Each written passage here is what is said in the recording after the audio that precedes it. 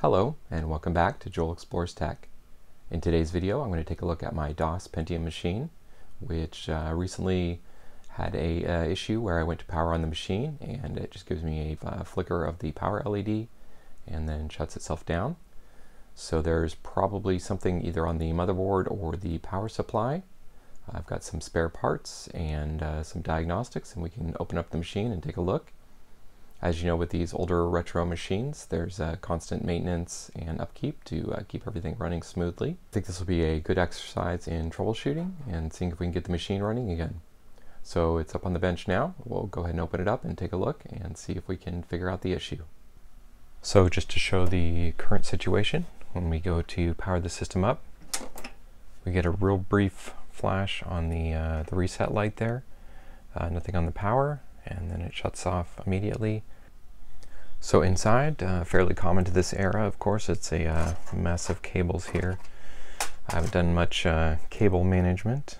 I think to start off, to rule out any peripherals, I'm going to disconnect power to the hard drive, CD-ROM, floppy drive, and we'll go ahead and remove the peripheral cards.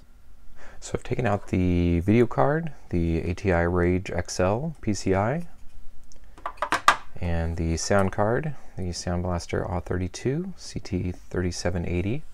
But I think actually what I'm going to do is disconnect the power connectors from the motherboard. I'm going to leave the hard drive connected via our power connector. It's just so we've got a load on the power supply, so just the power on the drive itself. Probably disconnect the floppy.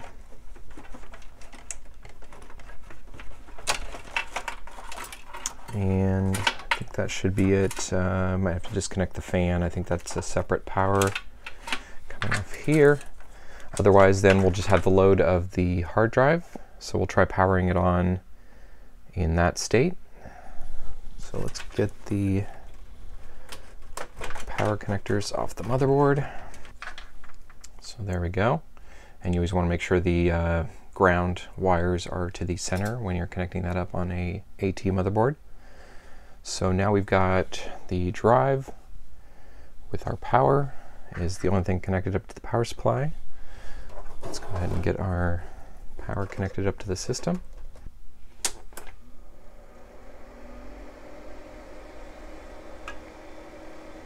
Interesting. Okay, so we are getting power and the drive is spun up without the motherboard connected. So I think the next thing to do will be to check all of these connections on the motherboard, and we'll look for a short across any of these. So let me get the, I'm going to actually take the board out of the system and we'll check that out and continue troubleshooting. So one really nice feature of this case is that the motherboard tray is on this spring-loaded handle, allowing you to fairly easily pop that out, assuming you have all of your cards disconnected from the system. Let's go ahead and take out the floppy connector and our secondary IDE going up to the CD-ROM. I think everything else should reach. Okay, so now we have access to our power connectors here. Let's disconnect this PS2 connector. I have the motherboard removed from the case now. Everything's all isolated, so we can just test for shorts on the AT connector here. The middle 4 pins should all be ground. So I'll get my meter set up here and we'll test that we do indeed have ground on this guy. Okay, so all 4 center pins look to be ground correctly. Starting from this end, we should have, looks like a +5 and the power good pin. So I think that indicates the power supply is providing the correct power or sensing the status there. Second, looks like is our +5. So we're not grounded there. Let's check, let's see, next up we have the plus 12.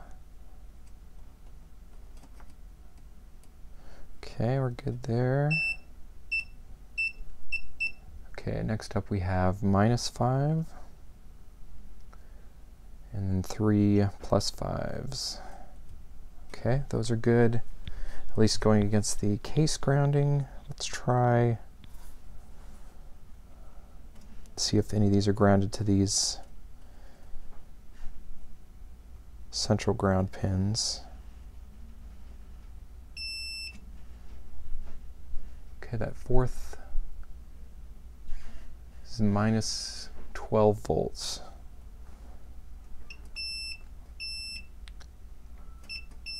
Okay, so we are grounded then on the negative 12 volt line, it looks like.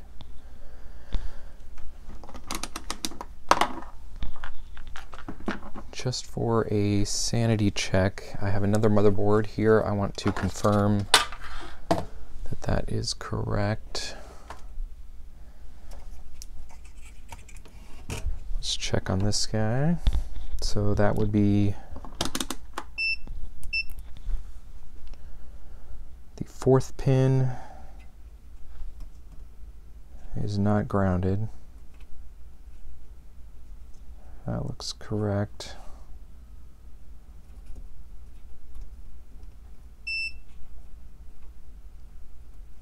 Yeah. So, on my motherboard that I was using, it looks like we have an issue with that negative 12 volt rail being grounded. I believe that only goes to the PCI lanes, but it should also be on this ATX power connector over here. Okay, so looking at the diagram, I believe this would be R12, and it is. And then that with the next one here would be ground, and it is grounded. So it's grounded on the both the ATX connector and the AT connector. Let's check on the ISA slots. So it looks like the 7th pin on the side away from us should be the 12 volt rail. 7. Okay. And then check it against ground, and it is grounded. So our negative 12 volt rails on the ISA cards and both connectors are grounded. So it's going to be this third or fourth pin in, so this second thick trace. We're coming down, and there's some vias next to each ISA slot. I do see one here and here next to those PCI slots, so we'll have to check each of those for potential components.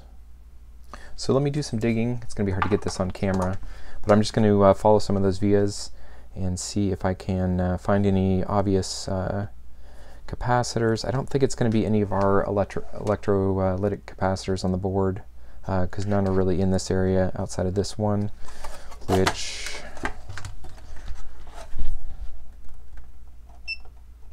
doesn't seem to be shorted. Yeah. So I think we're good there, but it's potentially going to be something else in that vicinity. So after a bit of probing around, the only component I'm seeing that is suspect is this capacitor right here, which is on that rail. It comes up, so from the connector it goes under the board and comes up right here, so we can see that line right there goes up to the other side of that capacitor, and then we are shorted across that component.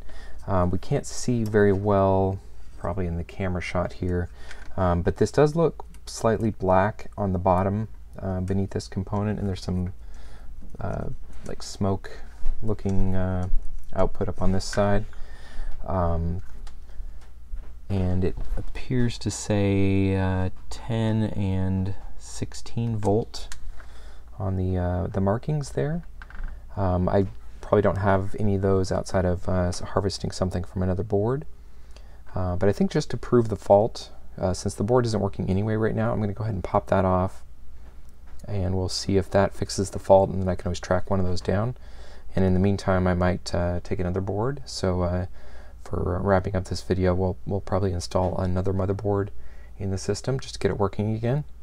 And then maybe I'll drop that component in a future video and see if we can get that working again.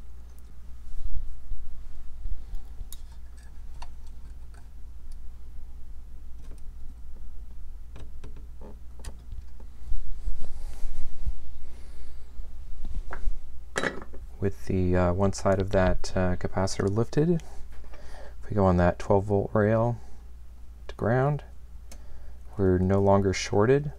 I don't know enough about the requirements of the ISA cards on that 12 volt line to know if those would function with that capacitor missing. I don't really want to test my AW32 or even the video card I have without that. I guess we could see if the system boots, but at this point I don't want to risk it, so I'm going to probably hold off until I can find a replacement for that capacitor. Again, the marking is a 10 with 16 volts, so probably a 10 microfarad maybe. I'm just guessing, but they're all over the board, the same components. But I'll look that up and order a replacement, or find a suitable one from another board I have in my spare parts. But otherwise, let's move on to finding a suitable replacement board and get it in the system and get everything up and running. So I've dug through my spare boards, and I think I found a suitable replacement.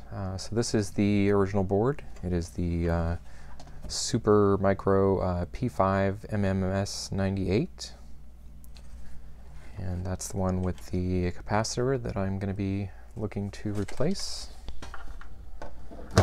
In the meantime, we should be able to swap in this PSF85 board.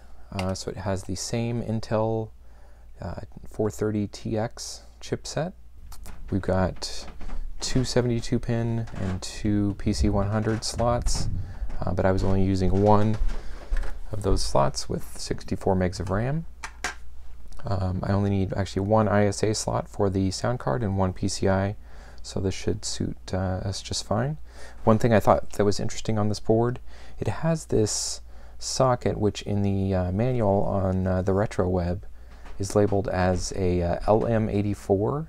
I believe it's some sort of PC health monitoring feature, but I haven't been able to find much about that. So if you know anything about that that port, let me know in the comments below. Otherwise, similar specs to what we had on the other board with our two IDE, floppy, parallel port. We have PS2 mouse support, which is nice, and socket 7. So everything's very similar. So I'm going to go ahead and get this installed, get everything hooked up, and we'll confirm that the machine is working. After checking my spare boards, I did find a non-working board which has the same 10 microfarad 16 volt capacitor in the same size and package as the one that we're missing here. So I went ahead and removed it from the board. You can see in the center where I've already removed it on the Asus SPAX board. This board was not working due to some scratch traces both on the bottom and the top. It would require some fairly intricate work to reattach those traces, and probably not something I'm going to get to anytime soon. I can always find another replacement part to put back on this board if I want to get it working at a later date. So we've got the part we need, and let's get it installed and see if we can get the old board working. So I've got the replacement part that I pulled from the Asus motherboard and the original one, as well as the location on the board where we had the original issue, just to show the short is gone. If we touch the 2 points where the capacitor was installed, we get no short on the board. If we go on the original part, we see there's a short, and our replacement, no short. So I'm going to go ahead and get this replacement installed, making sure that I have the correct orientation from how the part was placed before. So let's go ahead and get that installed and give it a quick test. So I have the replacement capacitor installed on the motherboard. I have a postcard in here, and I'm actually hooked up to the power supply from the original case. There is the replacement motherboard in there right now. Spoiler alert, I did install that already and test that that was working. And in a quick benchmark, it looks like that motherboard actually might give me a little bit better performance with the same CPU and RAM. So I probably will go ahead and keep that replacement in there. But as long as I had the replacement part, I wanted to go ahead and test this board and confirm that it's working again with the fix. I have a Pentium 200 MMX installed here. I don't have a cooler, but we're just going to be doing a quick power on test to confirm that. I have the original Rage XL PCI video card. One interesting note, I had tested this in the other motherboard and it wasn't posting with that card installed. And I did some quick Googling, and this is actually a more modern PCI card. There is a video that I'll link below that explains the details, but essentially the power MOSFET they have on this card is not powering off both the 3.3 and 5 volt rails, and there was a compatibility issue with some older motherboards. So particularly the replacement one doesn't seem to be powering that correctly, and causing the card to not work in that system, but it was using it in with this motherboard. So we'll go ahead and do that in the test there. The only other thing to mention then is the RAM is not the same RAM. I haven't actually tested this RAM, so that could be a potential stumbling block as well. But the main thing to test here is just that the power supply is not doing an auto shutdown due to that short not being there. So let's go ahead and power it up and see what we get.